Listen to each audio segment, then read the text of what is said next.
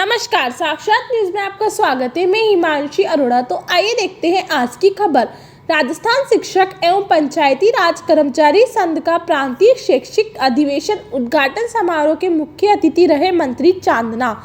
सभी अतिथियों का माला पहनाकर व साफा बंधाकर स्वागत सत्कार किया गया। इसी दौरान स्वागत नृत्य भी नन्ही बालिकाओं द्वारा किया गया। खेल एवं युवा मामलात राज्य मंत्री अशोक चांदना मुख्य अतिथि तथा पूर्व विधानसभा उपाध्यक्ष एवं पिपलदा विधायक राम नारायण मीणा ने की अध्यक्षता। अधिवेशन में तृतीय श्रेणी शिक्षकों के स्थानांतरण का मुद्दा छाया रहा। शिक्षक हुए मुखर, कहा शीघ्र करें तृतीय श्रेणी शिक्षकों के स्थानांतरण। शिक्षकों से गैर शैक्षणिक कार्य करवाने से शिक्षकों में नाराजगी, कहा बच्चों के भविष्य से हो रहा है खिलवाड़, शिक्षकों से नहीं करवाएं अन्य कार्य। खेल एवं युवा मामलात राज्य मंत्री अशोक चांदना ने सरकार ने आपको पुरानी पेंशन योजना बहाली का तोहफा दिया। तृतीय श्रेणी शिक्षकों के स्थानांतरण हेतु करेंगे मुख्यमंत्री महोदय से वार्ता। इस मौके पर मंच का संचालन नीतू डांगी ने किया। अंत में जिला अध्यक्ष गोपाल मीणा ने सभी का धन्यवाद दिया। कल समापन सत्र कार्यक्रम प्रातः 10 बजे से शुरू होगा। आइए देखते हैं साक्षात न्यूज में राजस्थान शिक्षक एवं पंचायती राज्य कर्मचारी संघ का 2 दिवसीय का उद्घाटन सत्र।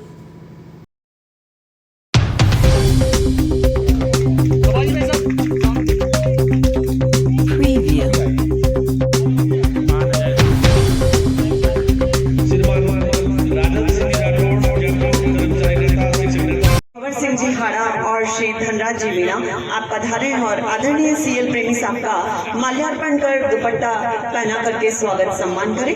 और इसी क्रम में हमारे बीच में रामेश्वर जी समाज सेवी भी पधार चुके हैं, उन्हें भी इस मंच पर सादर आमंत्रित कर रहे हैं, वो भी पधारे। और कुछ ही क्षणों में हमारे कार्यक्रम के मुख्य अतिथि माननीय श्रीमान अशोक जी चांदना साहब, खेल व युवा मामले मंत्री स्वतंत्र प्रभार, कुछ ही क्षणों में पधारने वाले हैं। आप सभी से निवेदन कि आप अपने स्थान पर विराजित रहें।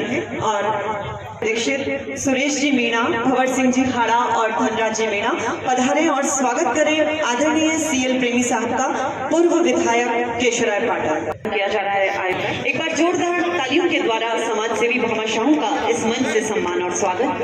कि बहुत देर से आप इस अधिवेशन में यहाँ जिस गरिमामय उपस्थिति के साथ विराजे हुए हैं, थोड़ी देर और इसी तरह आप विराजित रहे। आप सभी से निवेदन, पीछे जितने भी जैसे भाषण सुन रहे हो इसलिए आपको सुस्ती आना वाजिब बात है, लेकिन जब आप सम्मेलन के राजस्थान के शिक्षकों के लिए, राजस्थान के शिक्षकों की मांगों के लिए ऊपर चढ़े तो निश्चित रूप से आपको नारे लगाने पड़ेंगे। जो साथी जा रहे हैं उनसे भी मेरा माननीय श्रीमती चंद्रावती जी कंवर, जिला प्रमुख बूंदी, आपके स्वागत के लिए मैं निवेदन करना चाहूँगा। चंद्रावती इस जिले प्रभारी के नाते हमारे धौलपुर से जो टीम आ रही है आदरणीय राजेश शर्मा के नेतृत्व में, उनसे आग्रह है कि वो आप जिला प्रमुख बूंदी, आपका स्वागत और सम्मान। श्रीमती पार्वती जी मीणा, विमला जी सामरिया जी वर्मा, इस मंच को थोड़ा सा खाली कर दें। शिक्षाविद है, सभी का मन होता है स्वागत और सम्मान। दिशा, एक सकारात्मक दिशा, एक नई पहचान दी है। मैं कुछ 2 पंक्तियों से उनका स्वागत करना चाहूंगा। आपकी जोरदार तालियों से स्वागत, अभिनंदन, सम्मान कर रहे हैं आदरणीय मुख्य अतिथि महोदय माननीय श्रीमान अशोक जी चांदना साहब का। जिस तरह से मंत्री महोदय का स्वागत सम्मान हो रहा है और इतने लंबे समय से, आगे से अधिक समय से वक्ताओं के उद्बोधन के साथ मैं कहूंगा सामर्थ्य इन शब्दों में जो आपका गुणगान करूं, हृदय संस्कारों का, स्पंदन का, वंदन का, अभिनंदन का, स्वागत का, मनुहार का, साक्षी का, शुभ आशीष का, आपके आगमन का, आपके आतिथ्य का, हमारे सौभाग्य का, अतिथियों का अभिनंदन फूलों से। गंगानगर श्रीमती रमन सेडाना, वरिष्ठ अध्यापक, पर्यावरण संरक्षण को बढ़ावा देने के से उनका सानिध्य सम्मान करती हैं। और मंच पर हमारे मुख्य अतिथि महोदय को ये पौधा सम्मान स्वरूप की पहचाने सो ऐसी बूंदी की धरती जिसे परिंदों की धरती कहा जाता है, इसे सिटी ऑफ स्टेप्ड वेल्स कहा जाता है। इस धरती पर माननीय मंत्री जी का पदार्पण हुआ है, एक स्वागत हुआ है। शिक्षक अधिवेशन में मंत्री जी का पधारना शिक्षा क्षेत्र में खेलों को बढ़ावा देने के लिए, बच्चों के लिए जो नवाचार किए गए हैं, जो अभी नई योजनाओं के माध्यम से लाभ पहुंचाएंगे। मैं अगले क्रम में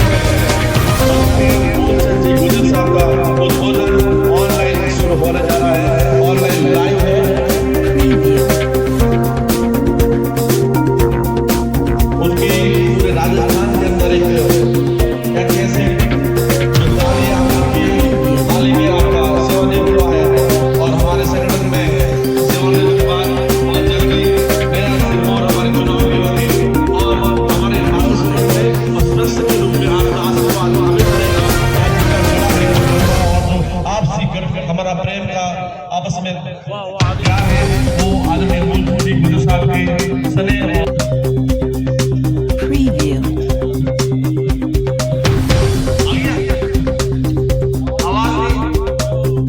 से अभी हम बहुत परेशान हैं दोनों के अंदर भी।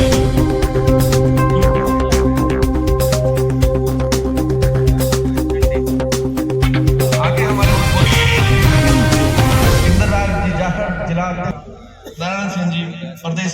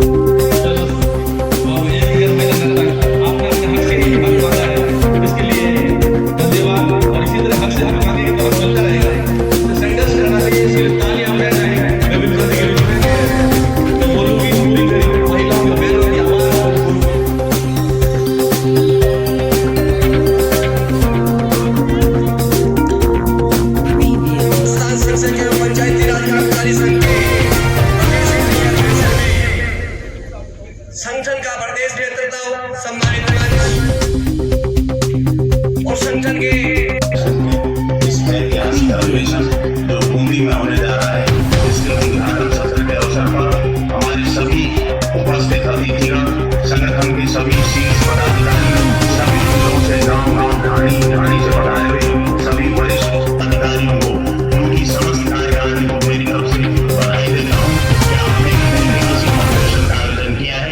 ईश्वर को ये मंजूर नहीं था कि मैं इसमें शिरकत कर सकूं। जनप्रतिनिधि जो शिरकत कर रहे हैं उनका भी आभार व्यक्त करता हूँ। साथ ही उनकी जो जरूरत समस्याएं हैं मेरा मानवीयों से आग्रह है कि वो उसको पूर्ण कराने का प्रयास करेंगे। साथियों से भी आग्रह है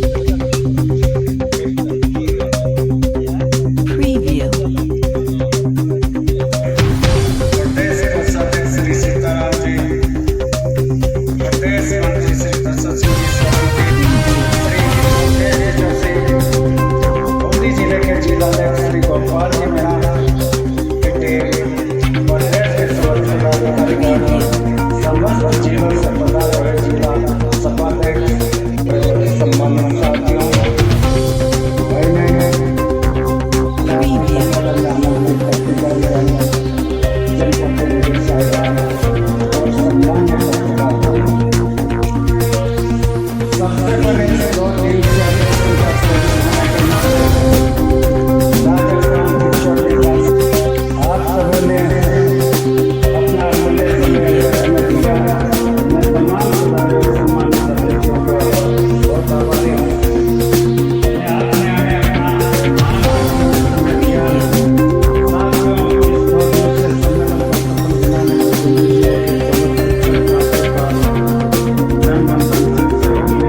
जिंदगी इस सम्मेलन में हमने पढ़े आभारी हूँ। आशा चाहता हूँ कि भविष्य में आपकी आशीर्वाद मिलता रहेगा। मैं बोलने जिले कार्यकाल समस्त पत्थरों के कहाँ आकार होते हैं, बिना छेनी हथौड़ी पत्थरों के कहाँ आकार होते हैं, और बिना गुरु की कृपा के सपने कब साकार होते हैं। मगर जो साधते हैं साधना को जुनून की हद तक, मगर जो साधते हैं साधना को जुनून की हद तक, बस वो शख्स ही दुनिया में सच्चे कलाकार होते हैं। बस वो शख्स ही दुनिया में सच्चे कलाकार होते हैं। ये वो कलाकार, बाल कलाकार जो कि सुंदर सांस्कृतिक प्रस्तुति लेकर के हमारे बीच आ रही हैं। बूंदी की वो छात्राएं, वो बालिकाएं, एक बार इतना सारे पांडाल भरा, ये जोरदार तालियां एक बार बजा दें हमारी परंपराओं को निर्वहन करते हुए सांस्कृतिक प्रस्तुति लेकर के। चलिए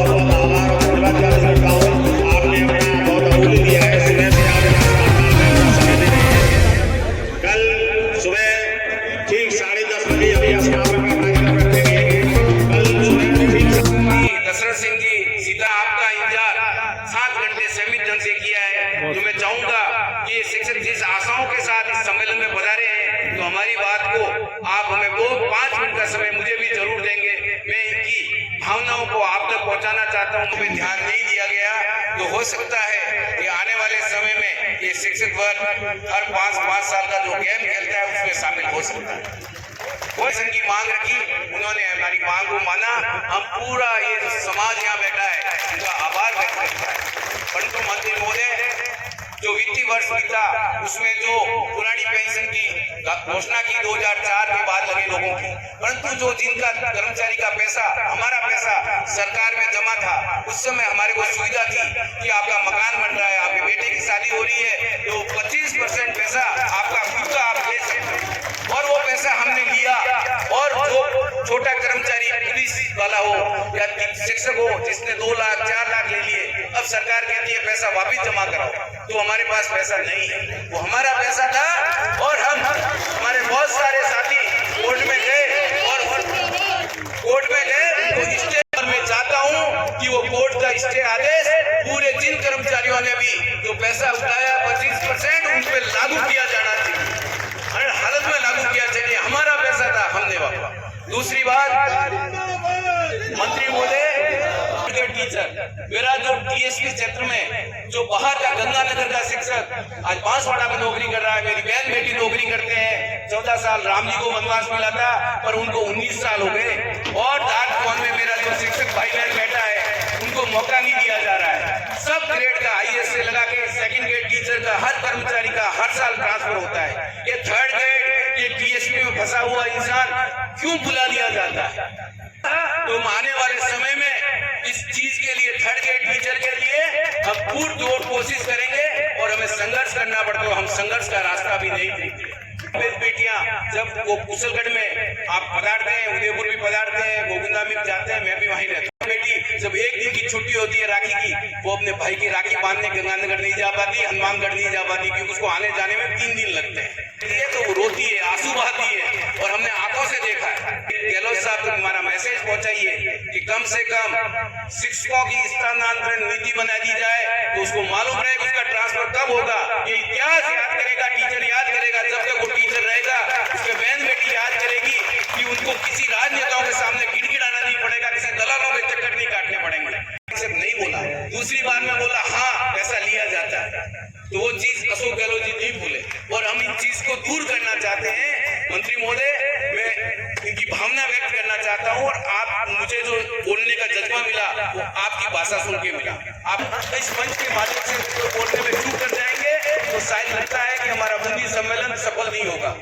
ये दूर दूर से बहुत आशाओं के साथ गंगानगर से, बांसवाड़ा से, हनुमानगढ़ से आया है। उनको लगा कि चांदना साहब पधार रहे हैं तो हमारी बात को अशोक गहलोत तक जरूर पहुंचाएंगे। हुई बजट घोषणा में बच्चों के लिए कहा गया कि यूनिफॉर्म दी जाएगी, दूध दिया जाएगा और यूनिफॉर्म सिलाने के सिर्फ 200 रुपए पर ड्रेस, तो दुनिया में कहीं नहीं सिलती। कोई यूनिफॉर्म सिला के दे दे। हम चाहते हैं कि बच्चों के जो गार्जियन है, अभिभावक है, उनको ड्रेस को आज आधा सत्र बीत चुका है, उनका पूरा पैसा सिलाई का देके अभिभावक को पैसा उनके खाते में डाले और वो ड्रेस जो यूनिफॉर्म वो लेके स्कूल में पहन के जाए तो बहुत खुशी होगी। सामने हो गए, सिर्फ उसकी घोषणा नहीं हुई, इसके कारण वो दूध जो स्कूल में पढ़ा है उसकी हमें रखवाली करनी पड़ी। मैं आभार व्यक्त करता हूँ, बहुत बहुत आभार व्यक्त कर रहा हूँ कि गेम्स में आपने जो नवाचार किया, जो पहले लगभग थे बालकों के लिए, आपने लगभग 57 गेम कर दिए। आज जो ग्रामीण इलाके में जो गेम खेले जाते थे, आत्मरक्षा के जो बहुत सारे प्रयोग हुए, उसमें रस्साकसी का खेल जो गांव में हर आदमी खेल सकता है, बालक खेल सकता है, वो खेल रहे हैं। मंत्री महोदय, हमसे जो ग्रामीण इलाके बालक रहता है उनके लिए खेल जगत के लिए आपने बहुत सारे प्रयास किए। निवेदन करना चाहूंगा कि अभी वर्तमान में उसमें 2 इकाई बन गई भारत सरकार की और उसके अंदर पिछले 4 साल से नेशनल के गेम नहीं हो रहे। जो बालक ग्रामीण इलाके में खेलता है, राष्ट्रीय स्तर पर सिलेक्ट होता है, वो चाहता है कि आने वाले समय में इसका समाधान किया जाएगा। और लास्ट मेरा निवेदन है, जो मिडिल स्कूल है 120 बालकों में पीटीआई है, तो खेलों का विकास कैसे होगा। तो हम चाहते हैं बहुत सारे बेरोजगार जो फिजिकल किए हुए हैं उनको कम से कम हर एक मिडिल स्कूल में आने वाले समय में पीटीआई की व्यवस्था की जाए तो खेलों को बढ़ावा मिलेगा और आने वाले समय में आपको लोग इतिहास के रूप में याद करेंगे। बातें कही है जो मेरा शिक्षक भाई बहन चाहता है, मैंने वही बातें निवेदन की है, मेरी किसी बात को अन्यथा नहीं लेंगे। मुझे पूरा विश्वास है जो मैंने सकारात्मक बातें कही है वो हमारे मंत्रिमंडल, जो आपका मंत्रिमंडल की बैठक होगी उसमें जरूर रखेंगे। धन्यवाद। जय हिंद, जय भारत। राजस्थान में अभी हमारे मुख्यमंत्री जी अशोक जी गहलोत हैं और उन्होंने आपकी बहुत सारी समस्याओं का, आपका ही नहीं, जितने भी कर्मचारी नौकरियां कर रहे हैं जो 2004 से कर रहे हैं उनको देने का पूरा वादा किया है और उन्हें निभाएंगे भी सही। तो ये तो बहुत खुशी की बात है, एक बहुत बड़ा डिसीजन है अशोक जी गहलोत का। और जहां तक पीएफ और जीपीएफ की बात चली तो ये बात गौर करने की है। मैं भी चांदना जी से कहूँगा कि भाई इसके बारे में आप मंत्रिमंडल में हैं और आप प्रतिनिधित्व करते हैं राजस्थान सरकार का। आपकी ये है कि थर्ड ग्रेड के टीचर के ट्रांसफर पिछले, मैं जब 2008 में था, एमएलए था, तो मैंने एक क्वेश्चन उठाया था विधानसभा कि भाई एक पॉलिसी बना दी जाए सरकार की तरफ से कि 3 साल के बाद या 5 साल के बाद टीचर्स का अपने आप ट्रांसफर हो और वो सारी जितनी ट्रांसफर की जिला स्तर पर भी मनोनीत हो जाए। ये मैंने क्वेश्चन उठाया था, बहुत साल हो गए। जैसलमेर, बीकानेर, जोधपुर, उदयपुर, बहुत सारे हमारे टीचर थर्ड ग्रेड के वहां लगे हुए हैं, उनके ट्रांसफर भी हो गए, बात से उनके पास भी आते हैं, जिसे भी कहें। और मुझे निश्चित उम्मीद है कि अशोक चांदना जी ने जिस तरह से खेल राज्य मंत्री बन करके जो खेलों के लिए बच्चों को प्रोत्साहन दिया है, आज तक का इतिहास इस बात का गवाह है कि चांदना जी को हमेशा खेल मंत्री के रूप में राजस्थान में याद किया जाएगा। इतना बढ़िया काम किया। और समाज में जितनी शिक्षक की भूमिका होती है, मैं समझता हूँ किसी की भी नहीं होती है। शिक्षक के गुरु ही नहीं, भगवान भी है। आप देवता की तरह से पूजे जाते हैं, लेकिन मैं समझता हूं कि हमें बच्चों को संस्कार देना होगा, हमें बच्चों को कुशल व्यक्तित्व देना पड़ेगा, हमें माँ बाप की इज्जत करने का भी वो देना पड़ेगा। यदि कोई बच्चा अपने माँ बाप के पाँव नहीं छूता है, आप लोगों का सम्मान नहीं करता है, तो मैं समझता हूँ कि वो अच्छा विद्यार्थी नहीं हो सकता, अच्छा नहीं हो सकता। कम उम्र में इनको इतना बड़ा चांस मिला है, समाधान करेंगे और ये विधानसभा में आपके जितने भी क्वेश्चन हैं उसको उठाने की कोशिश करेंगे। मैं बाहर से लाया हूँ, हाथा जोड़ी करके लाया हूँ, कैसे लाया हूँ, लेकिन मैं लाया वो करना पड़ेगा। तृतीय श्रेणी के लिए आपको संघर्ष करना पड़ेगा। मुख्यमंत्री जी माने ठीक, नहीं माने ठीक, आप प्रदेश के भाई सभी के, आप पार्टी छोड़ दीजिए। एक बहन बीकानेर में पड़ी है, रहने वाली कहाँ की है, कोटा, कैसे जी रही होगी। मेरे पास एक बहन आई, बाबूजी मुझे ला दीजिए, वो नोखा के बगल में थी, नौकरी मिल गई, मुझे नौकरी दे दो, मुझे मिलाद भेज दो। ऐसा बात ये नहीं है, बात ये है जिस जगह मेरी पोस्टिंग है वहां मेरी जाति को मकान ही नहीं देते।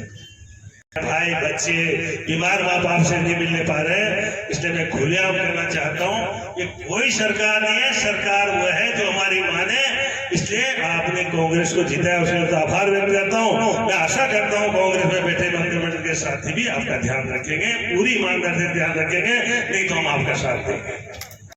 में हमारे प्रमुख साहब, रेवी साहब, डीओ साहब, सम्मानित मंचासीन सभी अतिथिगण, के कोने कोने से हमारे समाज को दशा और दिशा दिखाने वाले हमारे शिक्षकगण, तो बूंदी का एक आम नागरिक होने के नाते राजस्थान के कोने कोने से आए सभी शिक्षकों का, मैं बूंदी का नागरिक होने के नाते आपका सबका बहुत बहुत स्वागत करता हूं। ये छोटी काशी अब आपका 2 दिन का ये अधिवेशन है, तो साथ साथ में आप बूंदी भी घूमे। राजस्थान के चंद जो सबसे खूबसूरत जिले उनमें से बूंदी आपको मिलेगी, और मुझे विश्वास है कि हमारे जिले के जो शिक्षक वो आपकी सेवा में कोई कमी नहीं होगी।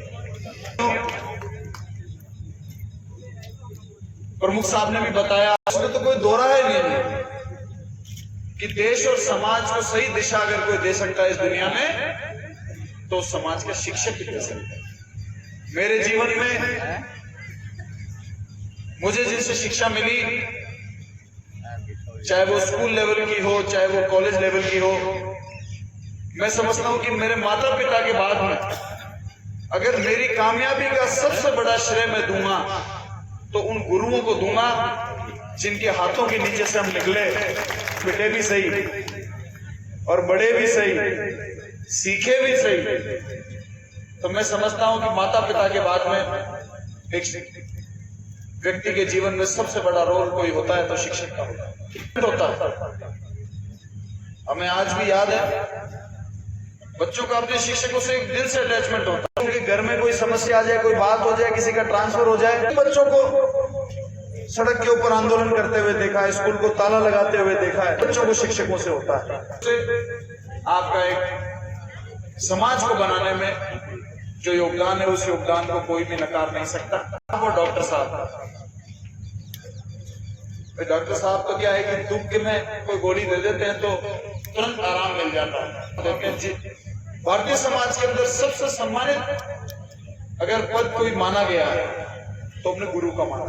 आज भी याद है 2018 में जब हम विधानसभा का चुनाव लड़ रहे थे तो राजस्थान के तकरीबन हर शिक्षक संघ हमसे मिला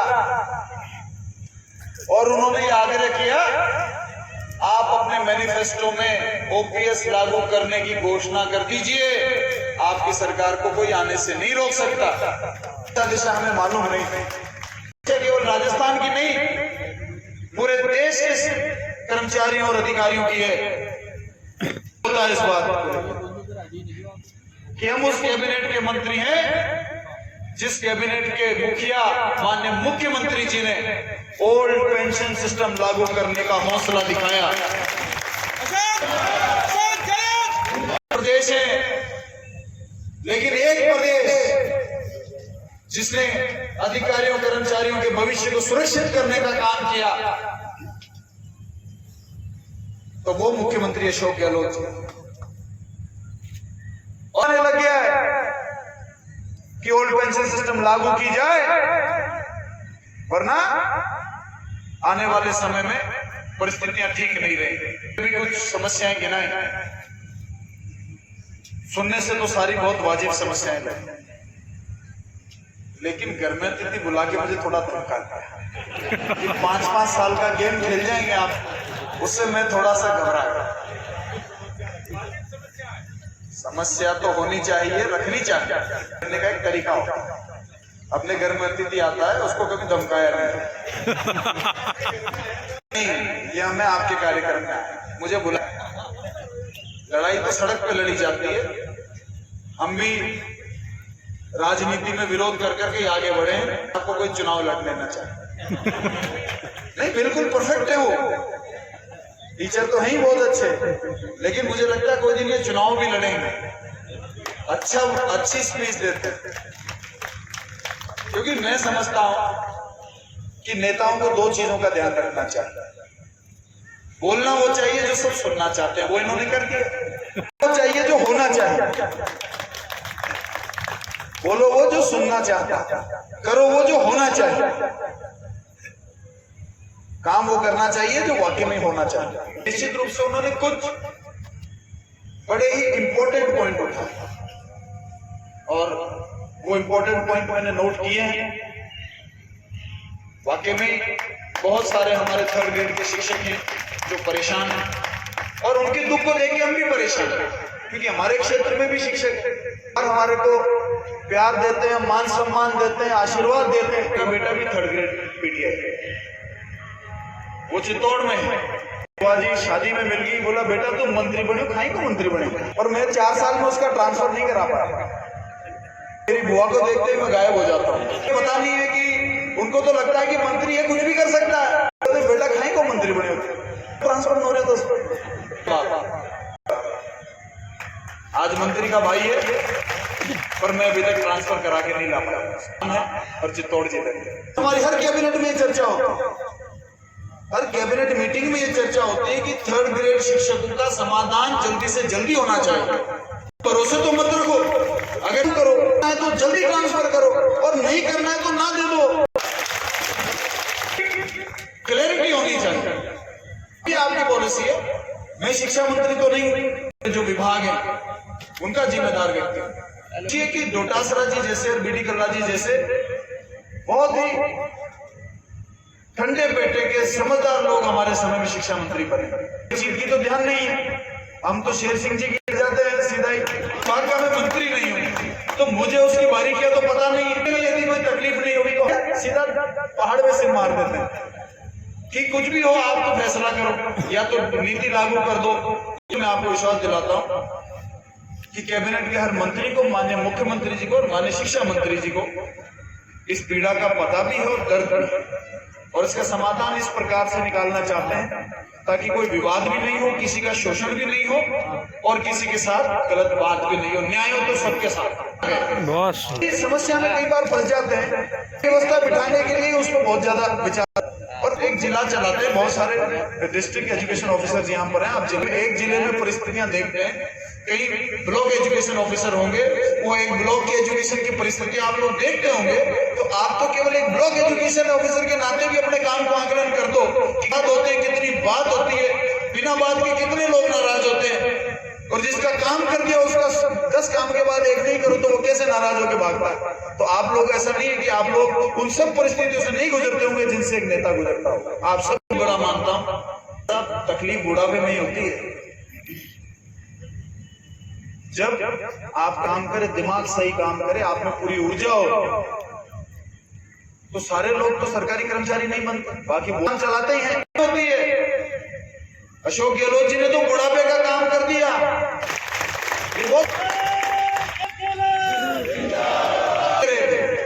ये सही कह रहे थे, ये ध्यान रख लेना आप लोग। चाहे 10 लाख की चिरंजीवी योजना हो, ऐसी योजना कभी आई पहले? आप मुझे बताइए, आप सब शिक्षित हैं, मॉडल प्रदेश राजस्थान, तो क्या पूरे देश में कोई प्रदेश नहीं काम है। और ये आप लोग ध्यान रखना, इसी देश में जीना है हम सबको। तो वोट दोगे और दिलाओगे तो काम होते जाएंगे, और विवाद करने वालों को वोट दोगे और दिलाओगे तो विवाद ही होते जाएंगे। समय में भारतीय समाज काम पहुंचेगा, ये देश सबने करना है, हमने भी, आम जनता ने भी करना है कि आने वाले समय में ये देश और हमारा समाज और हमारे आने वाली पीढ़ी किस दिशा में जाएगी, ये तय आज हमको करना पड़ेगा। लोगों को मान सम्मान बराबर मिला, सबको बराबर अधिकार मिला, और उस अधिकार, उस आरक्षण की व्यवस्था के बाद में आज हम सारे, कोई किसी भी जाति का हो, किसी भी धर्म का हो, किसी भी वर्ग से आता हो, वो एक मंच पर सब साथ बैठे, इन कुर्सियों पर साथ बैठे, एक थाली के साथ खाना खाते हैं। ये व्यवस्था इन 70-75 सालों में। तो आपको मैं क्यों आग्रह कर रहा हूं, जिसके अंदर भाई को भाई से लड़ाने का वातावरण बने, कि ऐसी व्यवस्था देश को कहीं भी विकास पथ पर अग्रसर कर सकती है? क्या दो लोगों में खाई बांट कर किसी भी प्रकार से, जिस परिवार में 2 भाई लड़े, क्या वो परिवार कभी आगे बढ़ सकता है?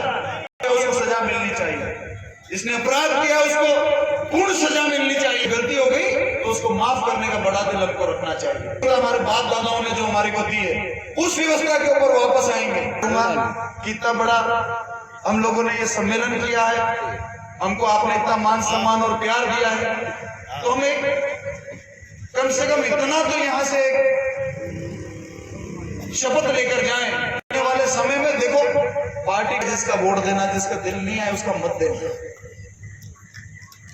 ये लोकतंत्र की व्यवस्था ऐसी है। लेकिन कम से कम हम एक कसम तो खा सकते हैं कि हम हर दिन समाज को जोड़ने का काम करेंगे, धरती को बढ़ावा देने का काम करेंगे, नफरत को मिटाने का काम करेंगे। जो बातें विवाद करती हैं, उन बातों को खत्म करने की कम से कम अपने गांव को अपनी शिक्षा इतनी देंगे कि ये चीजें गलत है, ये आपके गांव को किस मोड़ पर लेकर जाएगी ये देख लेंगे। का झगड़ा हो जाता है, लोग मर्डर कर देते हैं। शिक्षक गुरुआना जो बाकी बताएं, जो आपका इश्यूज है, वो इश्यू निश्चित रूप से माननीय शिक्षा मंत्री जी तक और माननीय मुख्यमंत्री जी तक पहुंचाऊंगा। और मुख्यमंत्री जी तो हमेशा एक ही बात कहते, मांगते मांगते थक जाओगे, लेकिन मैं देता देता नहीं थकूंगा। तो मांगने में कभी शर्म नहीं करना, मांगने में कोई शर्म नहीं करता। 6 ले लिए, करोड़ की सड़कें ले ली, 1000 करोड़ का पानी का एक नल का कनेक्शन ले लिया, तो मांगने में शर्मा जाते हैं। मांगते हुए यही कहते हैं, साहब मांगते हुए शर्म तो आ रही है, पर क्या करें, दे दो, ये भी दे दो, हमारे क्षेत्र के लोगों के काम आए। मैं आपका बूंदी की इस छोटी काशी में आपका बहुत बहुत स्वागत, सम्मान, और कोशिश करेंगे हम सब।